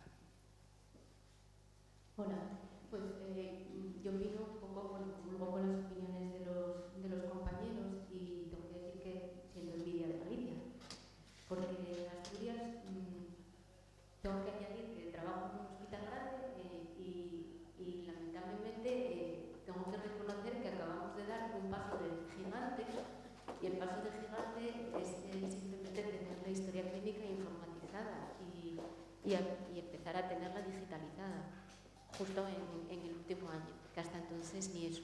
Por supuesto que en Asturias podemos consultar en esos inicios de la historia clínica electrónica, pero son sistemas informáticos diferentes, el de nuestro hospital y el del resto de los hospitales de la región. También podemos consultar algunos datos de primaria. Empezamos a consultar también aspectos de laboratorio, pero tampoco tenemos opción, efectivamente, lo que comentaban mis compañeros antes, de comunicación. Sí tenemos la oportunidad, y eso sí, en red, de tener el mismo sistema, dentro de la red pública, el mismo sistema de imágenes. Pero el resto no existe, está todo por hacer. Pues yo lo veo como una oportunidad eso. A mí me parece que yo creo que es como cuando estabais todos en el garaje diciendo, bueno, tenemos todo el mundo por delante. Yo creo que ahora mismo, evidentemente, no es lo mismo que pasaba hace 20 años. Cuando yo empecé la residencia, estábamos los residentes, íbamos con la libretina apuntando las cosas, y ahora tenemos teléfonos móviles, tenemos iPads, tenemos ordenadores en todos los sitios, y eso que nos hace abrirnos un mundo de luz y de color. Lo mismo que presentaste tú antes. Esto que tú estabas hablando hace... ¿Cuántos años estamos hablando de evolución? ¿2, 3, 5 años? No creo que haya sido mucho más. ¿Cuál está? Lo que presentaste antes, un año. En un año habéis conseguido hacer un montón de cosas, hacer una presencia en todo el mundo de lo que dijiste, el vídeo, pero no solamente el vídeo, todos los protocolos, todas esas cosas. Esto es decir, estamos en una oportunidad, no la podemos dejar perder ahora mismo esta oportunidad. Sí, yo creo en esa oportunidad y por eso lo he hecho, pero creo en la oportunidad que hacemos nosotros. Las instituciones sanitarias no. Las instituciones sanitarias están para que se lo hagan ver. Te voy a contar una cosa. Antes de venir, mi servicio de pediatría me pidió, por favor, que en la época de invierno declarase que no se iban a hacer recetas en urgencias de pediatría por la presión asistencial. Porque el hecho de hacer una receta de pediatría implica que se triplica el tiempo de atención a un paciente y con lo cual el tiempo de espera pasa de 1 o 2 horas, que sería lo admisible, a 3, 4 y 5. Cuando hay un fin de semana así, yo a la semana siguiente tengo una serie de quejas que simplemente es por mala atención al usuario. ¿Dónde? Los sistemas informáticos de tecnología de información y comunicación van contra el usuario interno y sobre todo contra el usuario externo. Con lo cual estoy totalmente de acuerdo, porque si no, no hubiera presentado y no estaría aquí si no pensara que el verbo del siglo XXI es compartir a través de la web social. No estaría aquí. Pero no hablo de nosotros, hablo de los que les corresponde. Por seguir un poco en línea con lo que estábamos hablando, vale, estamos todavía en un estado en el que no ha habido, digamos, una implantación a nivel general y es una gran oportunidad. Pero entonces, ¿cuáles son las barreras? ¿Dónde están las barreras? Hablabas de las instituciones, ¿qué más? ¿Qué nos está frenando? Ahora mismo la principal barrera, bueno, puede haber dos, ¿no? Una barrera sin duda son las instituciones que tienen que tener un liderazgo real y algo tienen que hacer para ponerse de acuerdo. Es decir, y la primera situación que no puede ser es que haya tantas historias clínicas o más que comunidades autónomas, con nombres árabes todos además, la mayoría. Pero salvo esa denominación común del nombre árabe, no coincide nada. Y todas son iguales, porque realmente todas parten de una sistemática común.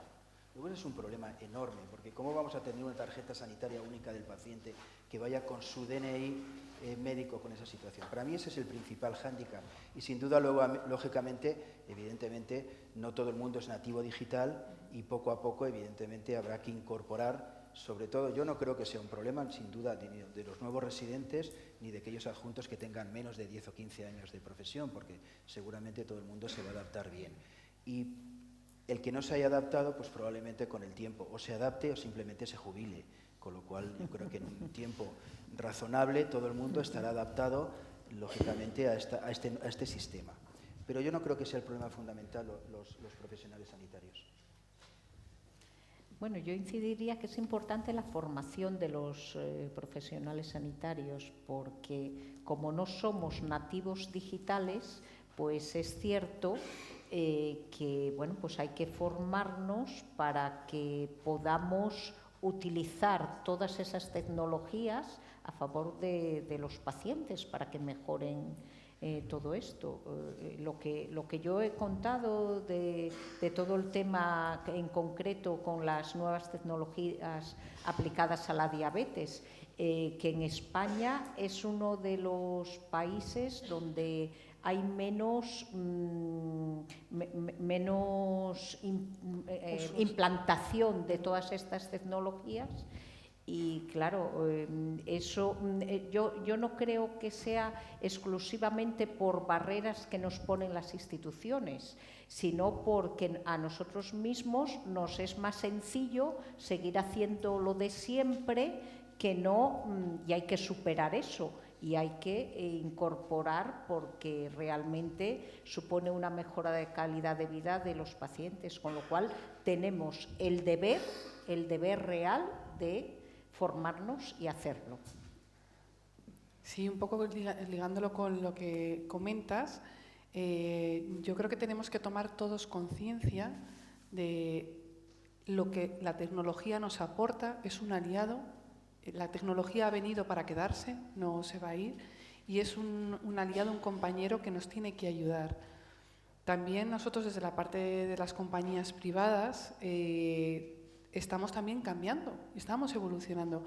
Históricamente las compañías farmacéuticas hemos sido proveedores solo del medicamento, vendíamos el fármaco y ya está, y estamos evolucionando a ser un partner, a ser un socio y ofrecer algo más que solo la medicación, ofrecer un servicio que os pueda facilitar a vosotros, en la práctica clínica asistencial, vuestra relación con el paciente. Entonces, es ese cambio, esa evolución que, como en cualquier sitio y en cualquier situación, los cambios culturales nos cuestan a todos.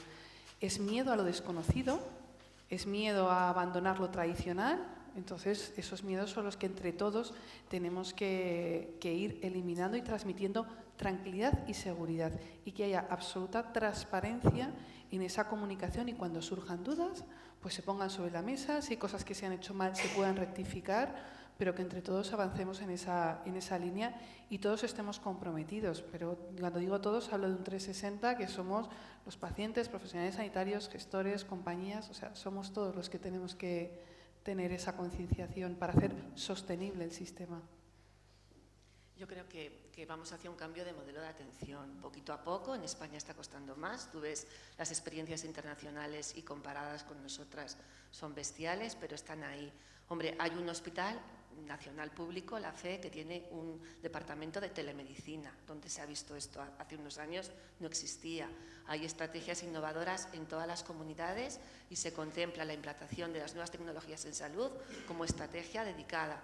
Tú pides un FIS con estrategias de telemedicina y tienes más ventajas de que te lo den que si pides de otro tema. Es una inquietud que están en los gestores, están en los médicos, están en los pacientes, está en pañales. Tiene que cambiar la mentalidad del paciente, la mentalidad del médico, la mentalidad de los gestores, pero yo creo que esto es imparable porque los enfermos crónicos desde luego cambia mucho tanto la gestión de recursos como la gestión de la propia enfermedad. Nos machacan, es verdad, todos los países europeos y americanos lo están haciendo, no creo que España se quede atrás. Llegaremos más tarde, pero llegaremos. Pero, Ana, ¿cuál es la barrera que ves tú? O sea, ¿qué barreras estás viendo? Hay muchas barreras. Por eso hablamos de instituciones, formación, cambio cultural. Las instituciones, desde luego. Luego, una cosa que decía al principio, ¿no? Si yo, como médica de inflamatoria en Ferrol, trabajo con una aplicación y el de Madrid trabaja con otra, ya es un lío. ¿Cuál es la? Quiero decirte, tenemos que realizar una homogeneidad, todos los médicos, que nos ayuden, las instituciones, los partners, vale, lo que queráis, pero trabajar con un criterio unido, creo yo, porque si no son aplicaciones en las que confíes. ¿Y quién crees que debe tomar ese liderazgo a la hora de establecer una estrategia? Porque me imagino que hablas un poco de una estrategia que esté liderada, ¿no? De todos a una, en una misma dirección y no esfuerzos de manera individuales, que al final el impacto pues es muy pequeñito, ¿no? Entonces, pues pueden ser las sociedades de cada especialidad, pueden ser un grupo de médicos motivados. Luego veréis la plataforma nuestra.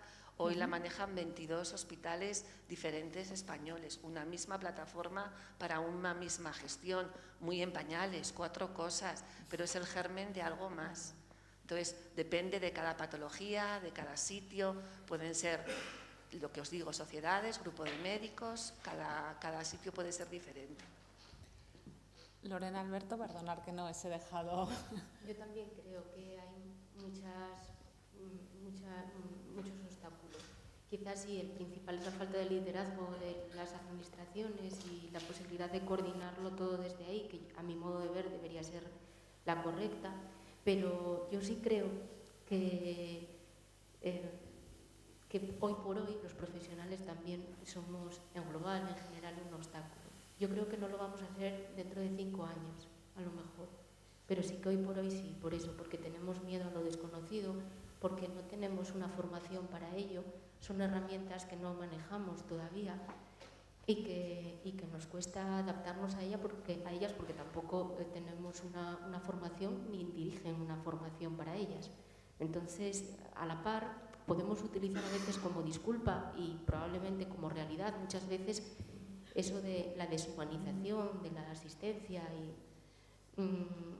es un poco disculpa, yo creo, con la cosa de por el miedo a lo mejor que podemos tener a veces de utilizar las nuevas herramientas y en parte real porque esas herramientas a veces cuando se van estableciendo probablemente no haya una buena comunicación entre los que las lideran desde el punto de vista de gestión y los que la van a usar desde el punto de vista técnico.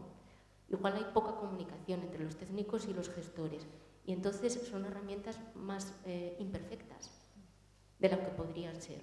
Entonces dificultan el trabajo y a veces hacen que nos centremos en mirar una pantalla o intentar utilizar esa herramienta sin olvidando un poco el trato humano o el contacto con el paciente. Puede ser también que en este tipo de herramientas a día de hoy todavía nos cuesta mucho demostrar el retorno de la inversión, esto que en marketing utilizamos tanto, que es el ROI, en términos de herramientas a la hora de implementarlas, que no somos capaces de decir, bueno, ¿y esto cómo mejora, ¿no?, la efectividad, cómo supone un ahorro de costes? Puede ser que eso también sea una... Pero claro, es que yo creo que eso es un reflejo fiel de los ejemplos que estaban mostrando mis compañeros antes en por qué España iba tan atrás con respecto a Europa, porque España I+D no existe prácticamente.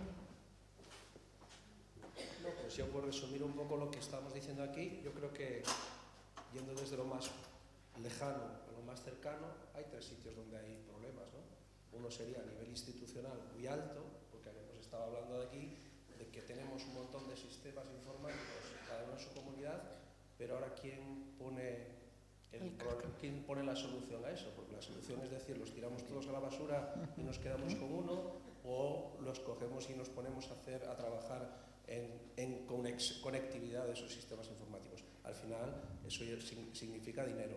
El segundo nivel es el nivel más cercano, aquí en Asturias, a nivel del SESPA, a nivel de la consejería, a nivel de la dirección de un hospital. ¿Qué tiene que hacer la dirección o el SESPA? En este caso el SESPA, porque yo pertenezco al SESPA. Pues también poner dinero, porque al final, ¿quién es lo que vamos a necesitar los médicos y los usuarios?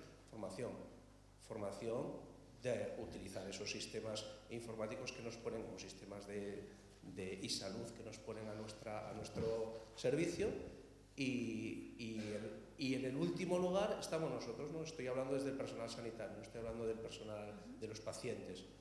Tener interés en hacer esas cosas, ¿no? Esos son los 3 puntos claves, pero la mayor parte de ellos van en cuestión económica, ¿no? ¿Alguna pregunta? Bueno, comentario o aportación. Hola, buenas tardes. Siento venir más tarde que tengo una parte inicial de la presentación, pero por un lado estoy de acuerdo en que es oportunidad, más que nada. La oportunidad es querer. No estoy de acuerdo en que tenga que existir un liderazgo respecto a determinadas aplicaciones camino de la aplicación única. Es decir, creo que sería un error, puesto que la tecnología hoy puede suplantar los defectos que tiene. Es decir, pensemos que la historia clínica electrónica en España se diseñó en 2006 bajo protocolo XML, es decir, absolutamente transportable frente a cualquier aplicación, pero sin embargo lo que obtenemos en la carpeta del ciudadano son PDFs, que no es reaprovechable. 2, sí estoy de acuerdo que una de las barreras puede ser la institucional, puesto que cada vez que en instituciones hablas de ¿por qué no implantamos el Blue Button tipo Obamacare? Es decir, cualquier titular de los datos paciente aprieta un botón y tiene su historia completa que comparte con otra institución o no. Pecado mortal. Solamente lo están implantando en este momento Andalucía con el Clínic 3.0 y Cataluña con Miteva Salud, que dicen que va a ser integrado, pero tienen la mitad de la información solo. Y por ejemplo en Galicia, que lo decías, hace 3 semanas en el Foro de Protección de Datos estaba la parte social, para la integración social, y como decía, se da la incongruencia de que un asistente social tiene acceso a toda la historia clínica que no debería tener, la de todos los pacientes de Galicia, menos salud mental, que es donde en teoría más va a trabajar asistencia social al paciente, y eso lo tiene prohibido. Tiene que ir a través del psicólogo o psiquiatra clínico. Pues bueno, eso es que alguien no se ha parado a pensar cuál es el flujo de la documentación, cómo lo llevamos, cómo analizamos y ponemos en marcha.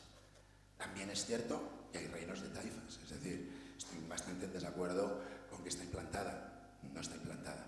No estoy de acuerdo con que España sea mala.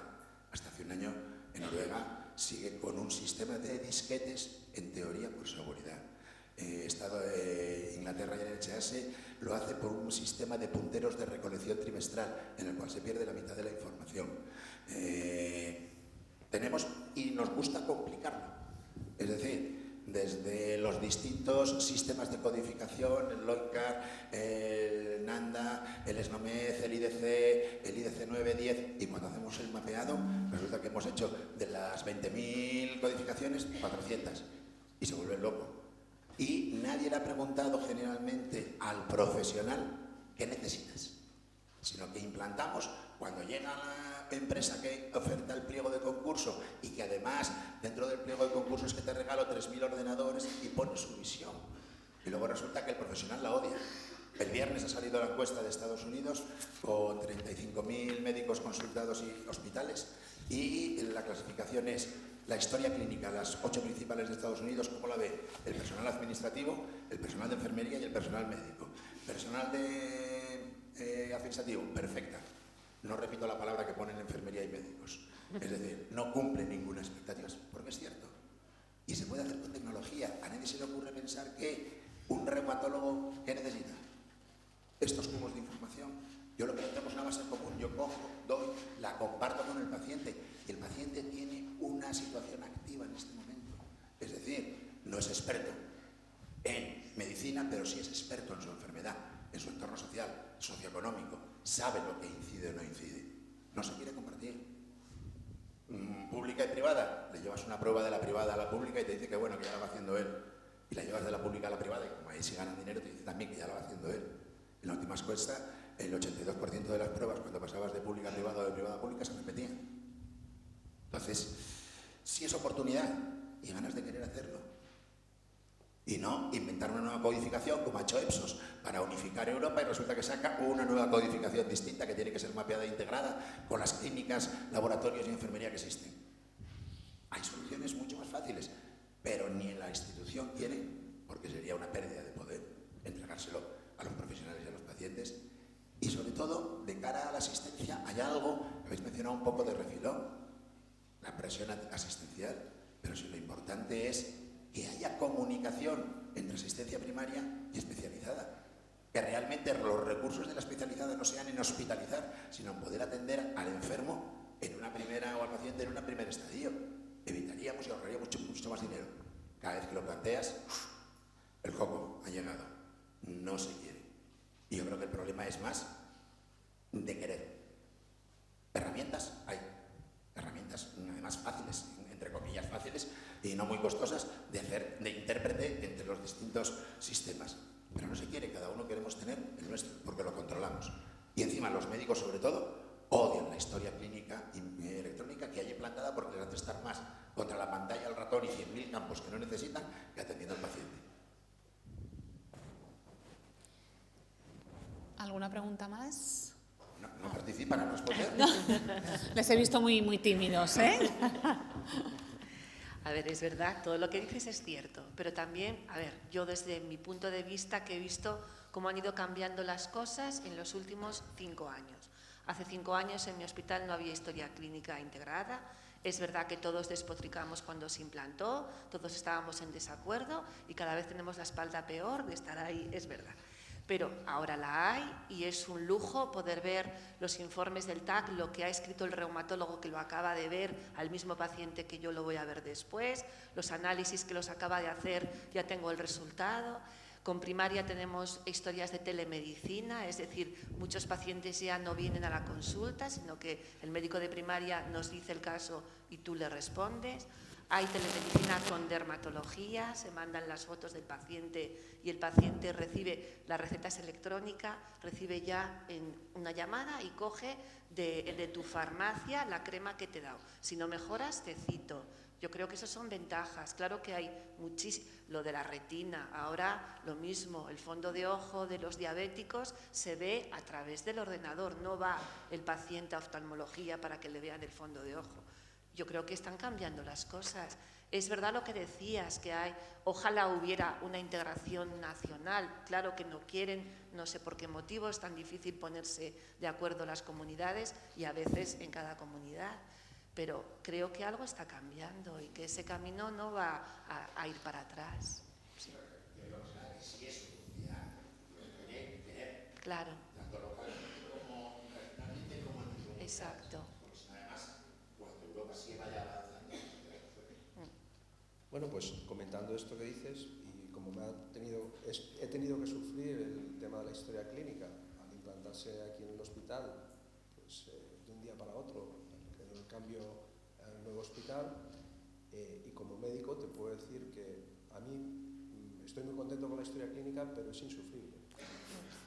Es insufrible porque yo no sé cómo, habiendo las oportunidades, los programas tan fantásticos que tiene cualquiera de los ordenadores que tenemos aquí, un mismo Word, seamos capaces de ver las cosas tan sencillas y tú veas una pantalla de un ordenador que cada vez vamos perdiendo más vista y que entonces cada vez lo veo más problemático el tener un montón de ítems que no me hacen falta. Eso, quiero decir, ese entorno friendly que nosotros querríamos, agradable para poder trabajar, que cualquiera de nosotros utiliza en su casa con su ordenador, no lo tenemos en las historias clínicas, con lo cual eso es lo que estamos hablando. ¿Cuáles son las barreras para esto?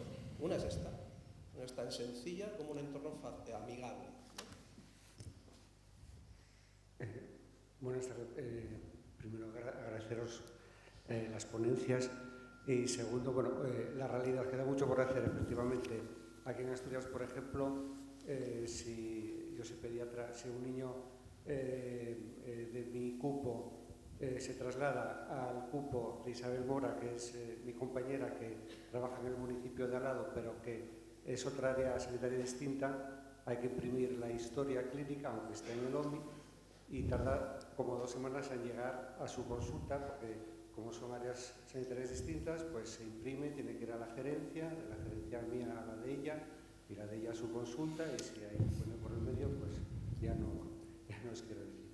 Entonces, a raíz de esto, yo veo que empieza a haber interesantes aportaciones, experiencias en salud en hospitales, pero creo que puede haber un riesgo a medio plazo y es que se produzca una brecha precisamente entre los hospitales de atención primaria, es decir, que esto se empiece a desarrollar efectivamente a nivel hospitalario, pero que en atención primaria sigamos como estamos hasta ahora. No sé cómo veis esto. Y luego la segunda pregunta, voy a aprovechar, ¿no es ya tiempo también de que todo esto se empiece a enseñar en las facultades, en la carrera de medicina? Porque yo he tenido estudiantes este año de medicina y he visto que prácticamente todo esto estudiaban lo mismo que yo hace 30 años, que era ciencia ficción, prácticamente. ¿Contesto yo también? No, mira, eso que dices, Fran, esta semana o estas 2 últimas semanas han venido unos estudiantes irlandeses que están de Erasmus con nosotros y nos han dado una charla de cómo es el sistema inglés de Irlanda del Norte, el sistema de inglés de formación. Y yo me quedé alucinado. Yo me quedé alucinado porque estamos nosotros en esta facultad, a pesar de que la tengamos como la tenemos, en el sitio donde la tenemos, yo creo que a la altura del siglo XVIII, comparado con lo que ellos hacen, con las nuevas tecnologías integradas, con la simulación médica integrada desde el primer año, atención a pacientes directamente los estudiantes, y esto no tiene nada que ver, simplemente puedes ver que nosotros, los estudiantes que están rotando con nosotros en el hospital, sí que acceden a las historias clínicas en electrónica y saben lo mismo que sabemos nosotros, pero yo creo que desde el punto de vista de formación podría darse un avance infinitamente grande al menos en esta universidad. Mira, un poco al hilo de lo que dice Alberto del acceso a las historias y un poco también en relación con el comentario de si el acceso, que el trabajadora social podía tener acceso a todo menos a salud mental. Claro, tenemos que avanzar mucho. La tecnología va por delante de la regulación a nivel legal, que hay por ahí muchas lagunas de la protección de datos, y por otra parte también de la ética, del tema de que cada uno seamos conscientes del deber de respeto a la confidencialidad. Con lo cual, bueno, pues ahí tenemos que reflexionar mucho, tenemos que formar mucho a todos los profesionales para que puedan tener acceso, pero que sepan en qué condiciones y que sepan además que, bueno, pues que tienen que guardar esa confidencialidad de esos datos y que hay un rastro de hasta dónde llegas y que además, bueno, pues que es punible y la gente no lo sabe. La gente piensa que ahora es más fácil el acceso y que puedes entrar en cualquier historia y hasta donde quieras, y bueno, pues eso está planteando muchos problemas y de hecho se ha vedado la posibilidad de acceso a los estudiantes de medicina, por ejemplo, a las historias clínicas, con lo cual están haciendo prácticas sin poder acceder a los historiales, con lo cual, pues fíjate. Entonces, bueno, tenemos mucho que avanzar. Yo creo que todo esto, estas jornadas, todo esto es muy importante para visibilizar dónde estamos y hacia dónde tenemos que ir. O sea que, pero que queda mucho.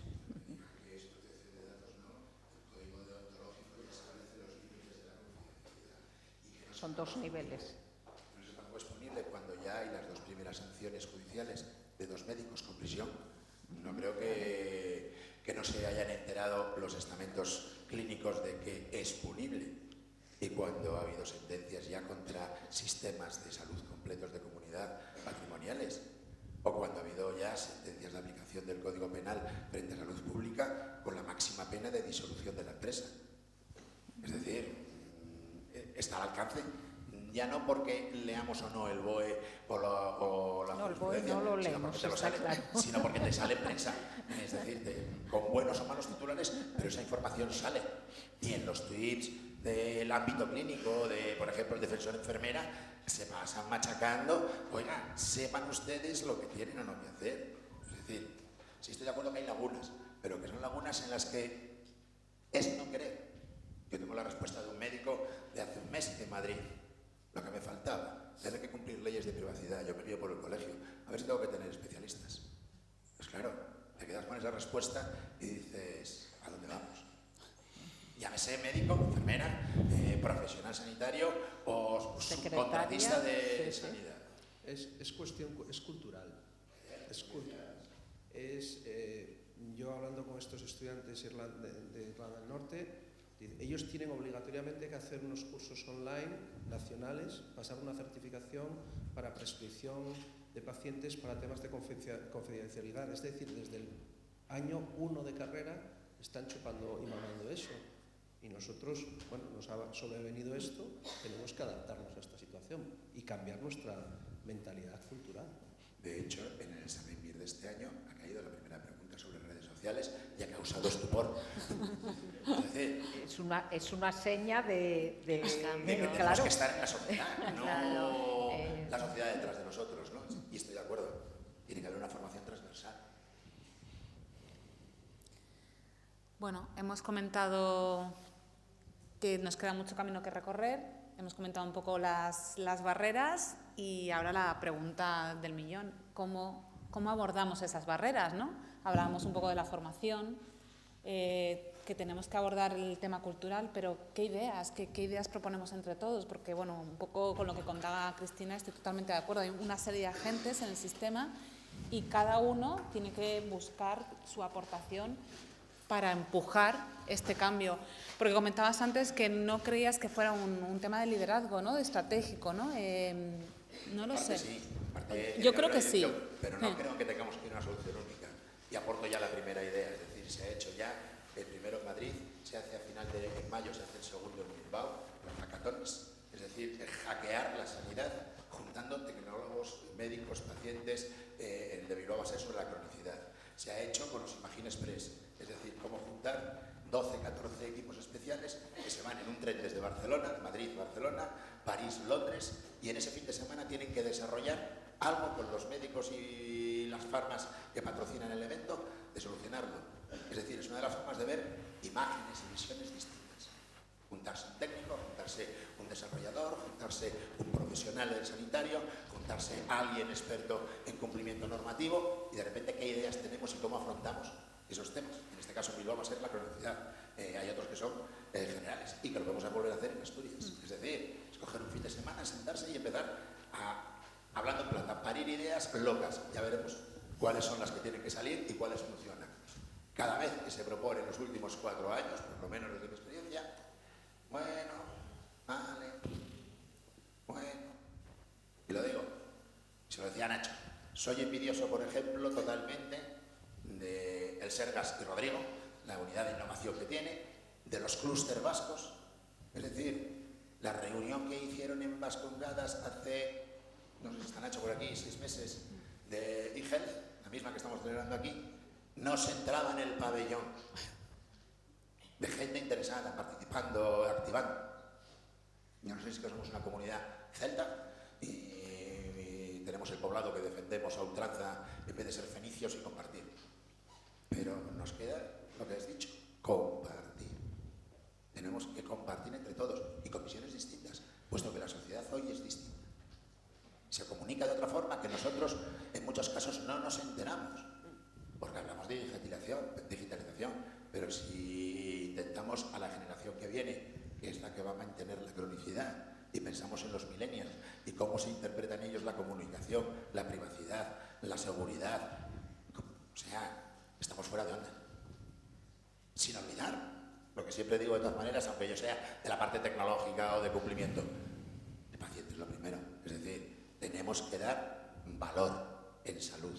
No tenemos que dar informes maravillosos de cuántas asistencias, cuántas camas hemos vaciado, cumplimentado, cuántas pruebas. ¿Qué valor damos a la salud? Llámese participativa, prevencionista, predictiva, es decir, valor en salud, no valor en los datos. Y el Sistema Nacional de Salud está basado en datos.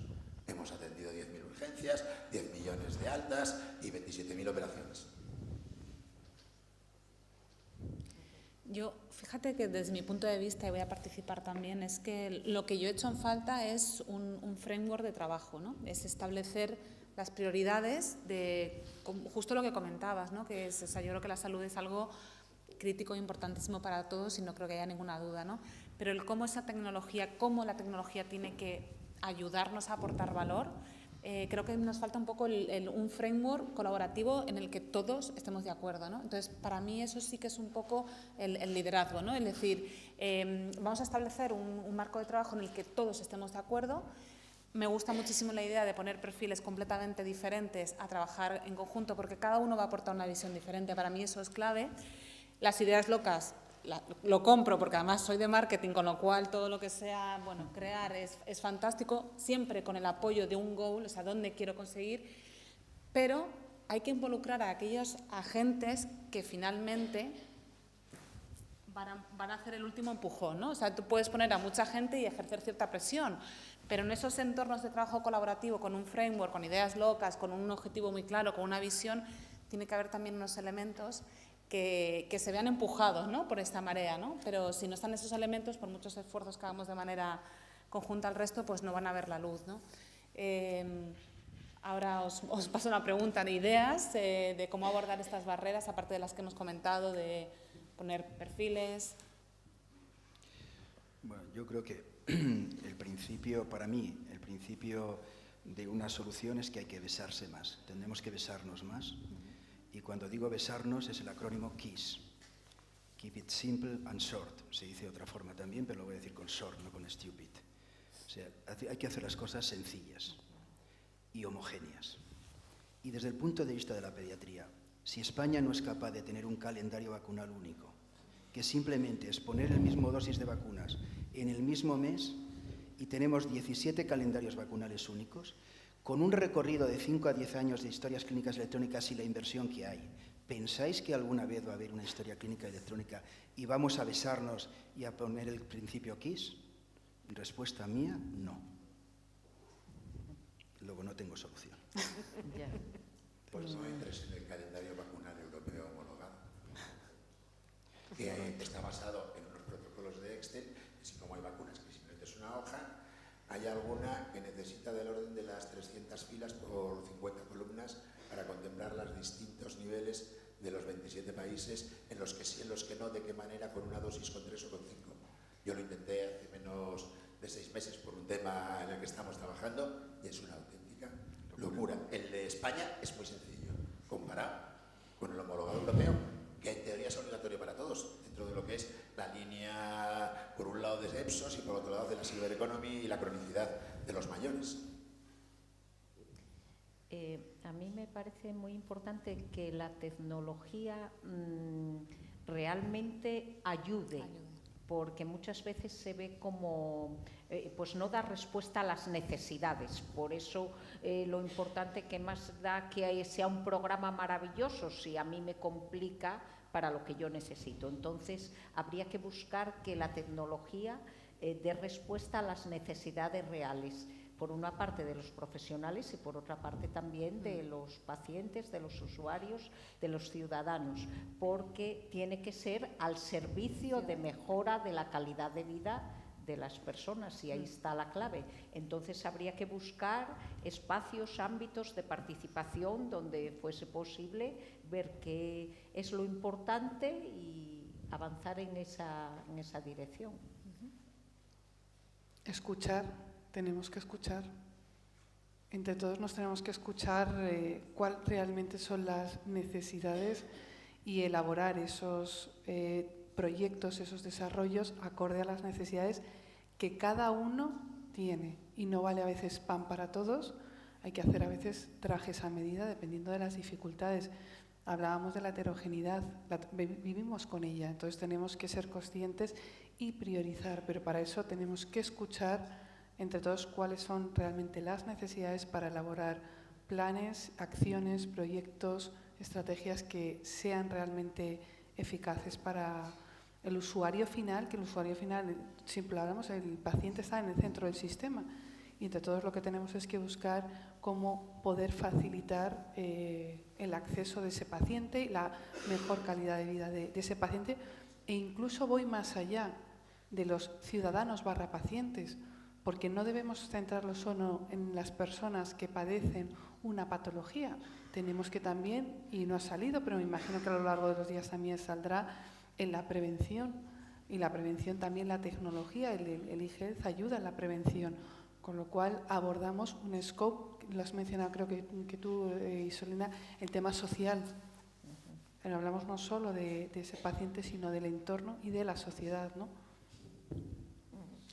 Yo creo que hay tres escalones, ¿no? El paciente hay que educarlo, hay que escucharlo. No todo el paciente vale para la tecnología de e-salud, y dependiendo de qué grupos de pacientes trates, esclerosis múltiple, inflamatoria, son pacientes muy jóvenes que han nacido con el WhatsApp. Es decir, ahí te permite todo lo que quieras, ¿no?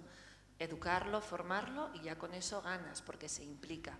Los médicos habrá que ver por grupos o por como queramos las inquietudes. Si un médico no quiere trabajar en e-salud, es muy difícil conseguir nada. Habrá que esperar a que se jubile, como decía antes Javier. Pero si hay un grupo de médicos motivados, yo creo que por grupos, por patologías, la homogeneidad es buena. Porque si no, yo he vivido ya muchas aplicaciones hechas por la empresa con muy buena voluntad, que ahí quedan, que se gastan un montón de dinero, de recursos, y no las utiliza nadie. Entonces, habla con el profesional o mejor con un grupo de profesionales que estén trabajando en esa línea, y vamos a colaborar todos. Y luego, claro, el sistema sanitario, los sistemas de gestión, estoy de acuerdo con todo lo que se ha dicho. Tienen que también escucharnos mucho más, o estar por la labor de conseguir algo en común. Bueno, yo creo que es buscar eficacia, seguridad y conseguirla, pero con precio que sea easy, porque si no conseguimos algo fácil, cae en desuso. Y para eso hay que buscar o hacer los procesos adecuados. Y probablemente para esos procesos adecuados sea el cuadro de trabajo que mencionabas, donde creo que son patas fundamentales, pues los gestores, los técnicos sanitarios, y el otro ángulo del triángulo, pues los técnicos informáticos o de nuevas tecnologías propiamente dichos. Y ya si se pudiera hacer un cuadrilátero con el paciente, pues ya sería ideal, pero por lo menos las otras tres patas creo que son fundamentales. Bueno, una pregunta, pero porque hemos hablado del paciente y ya lo incorporo, ¿qué rol juega el paciente? O sea, ¿qué rol debe jugar en la integración de las tecnologías? Por ejemplo, en enfermedades típicas de gente joven puede ser muy, muy activo y aportar muchas cosas, por lo que ya comentaban anteriormente, ¿no? Son pacientes nativos digitales y pueden ayudar muchísimo a decir lo que necesitan y cómo lo necesitan. En otras enfermedades de otras edades pues son otras cosas las que necesitan. Entonces no van a participar tan directamente a lo mejor en lo que sean la creación de los procesos tecnológicos, de nuevas tecnologías, pero sí siempre van a tener la visión, que a veces perdemos la perspectiva de qué es lo que realmente necesitan y cómo perciben los cuidados que les damos o los servicios que les damos. Por eso es algo utilizando esa información de una manera diferente en una enfermedad de jóvenes o una enfermedad de ancianos, pero siempre van a tener que aportar. Pues contestándote a eso y aprovechando ahora que somos bastantes pediatras aquí en la mesa, de somos 3 nada menos, y haciendo un poco de recapacitación de lo que ha pasado aquí en esta comunidad. Yo recuerdo que cuando era residente en el Hospital Central de Asturias había 18.000 urgencias, lo sé porque de esas me tocaron vivir unas cuantas. El año pasado hubo en este hospital 36.000 urgencias de pediatría. Somos la comunidad autónoma con menos natalidad del mundo, porque si somos de España, somos de Europa, somos del mundo, con lo cual hay menos niños, hay menos, sin embargo hay el doble de urgencias y el número de ingresos fue el mismo número de ingresos. ¿Qué necesidad tenemos para el paciente? ¿O qué es lo que quisiera yo que el paciente hiciese? Información. Tener acceso a mayor información, porque lo que estamos viendo es que estamos invirtiendo muchos recursos en atender a esos pacientes que realmente lo que están demandando son más información respecto a sus enfermedades o mejor educación a la hora de acceder a los sistemas sanitarios. Eso por una parte. Luego, por otra parte, el acrónimo KISS a mí me gusta más de otro tipo. A mí me gusta Keep Simple and Smart, es decir, inteligente, no tonto, no o corto, ¿no?